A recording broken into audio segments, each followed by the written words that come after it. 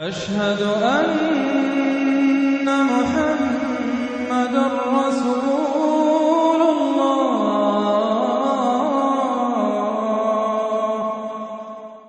أعوذ بالله من الشيطان الرجيم.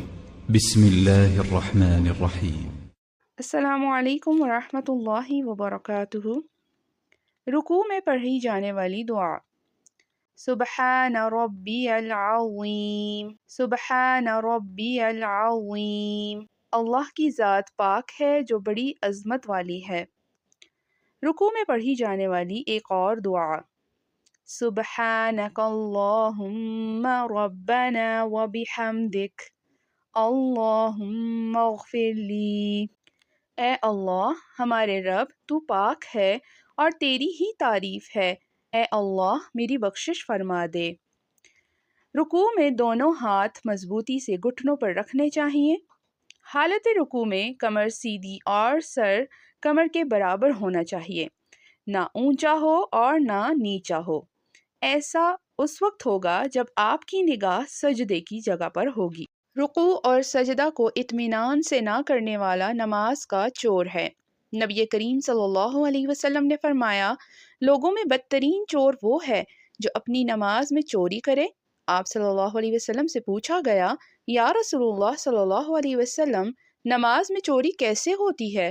آپ صلی اللہ علیہ وسلم نے فرمایا، وہ اس طرح کہ رکوع اور سجدہ پورے نہ کیے جائیں۔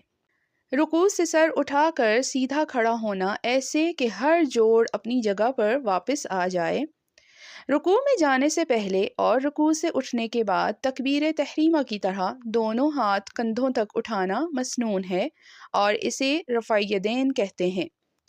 ہاتھوں کو کندھوں تک اٹھانے کے بعد یہ دعا پڑھیں، سمیع اللہ لمن حمدہ، اللہ نے سن لی جس نے اس کی تعریف کی۔ ربنا ولک الحمد، اے ہمارے رب تیرے ہی لیے ہر قسم کی تعریف ہے۔ اور پھر ہاتھوں کو نیچے کرتے ہوئے پرسکون ہو کر کھڑے ہوتے ہوئے قوما کی حالت میں یہ دعا پڑھیں، حمدا کثیرا طیبا مبارکا فیہ، تعریف بہت زیادہ پاکیزہ جس میں برکت کی گئی ہے۔ یہ دعا پڑھنا جائز ہے اور ثواب کا باعث بھی ہے۔ حضرت رفاع بن رافع زرقی رضی اللہ تعالی عنہ روایت کرتے ہیں، انہوں نے فرمایا کہ ہم ایک دن نبی کریم صلی اللہ علیہ وسلم کے پیچھے نماز پڑھ رہے تھے۔ جب آپ نے رکوع سے سر اٹھا کر ہاتھوں کو کندھوں تک بلند کرتے ہوئے سمیع اللہ لمن حمدہ کہا تو ایک شخص نے ربنا ولک الحمد حمدا کثیرا طیبا مبارکا فیہ پڑھا۔ جب آپ نماز سے فارغ ہوئے تو دریافت فرمایا، یہ کلمات کس نے کہے تھے؟ وہ شخص بولا، میں نے پڑھے تھے۔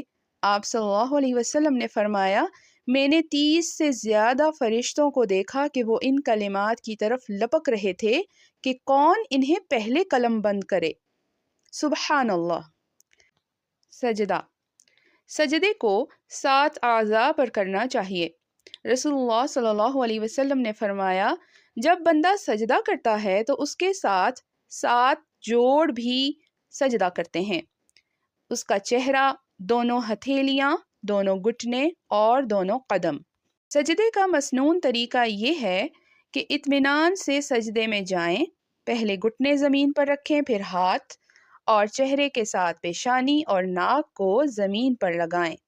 ہاتھوں کی ہتھیلیاں کاندھوں کے برابر رکھیں اور بازوؤں کو کروٹوں سے جدا رکھیں۔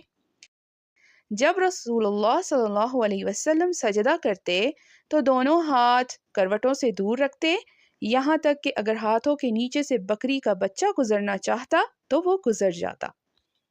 سجدے میں ناک زمین پر لگانا ضروری ہے۔ ناک اور پیشانی ایک ہی ہڈی کا جوڑ ہیں۔ سجدہ پورے اطمینان سے کرنا چاہیے۔ سجدے میں کہنیاں پیٹ سے علیحدہ اور کھول کر رکھنی چاہیے۔ سجدے میں آپ اللہ کے سب سے زیادہ قریب ہوتے ہیں اور اس میں دعائیں قبول ہوتی ہیں، اس لیے سجدے میں اپنے رب سے باتیں کریں۔ سجدے میں پڑھی جانے والی مسنون دعا۔ سبحان ربی الاعلی، اللہ کی ذات پاک ہے جو بڑی شان والی ہے۔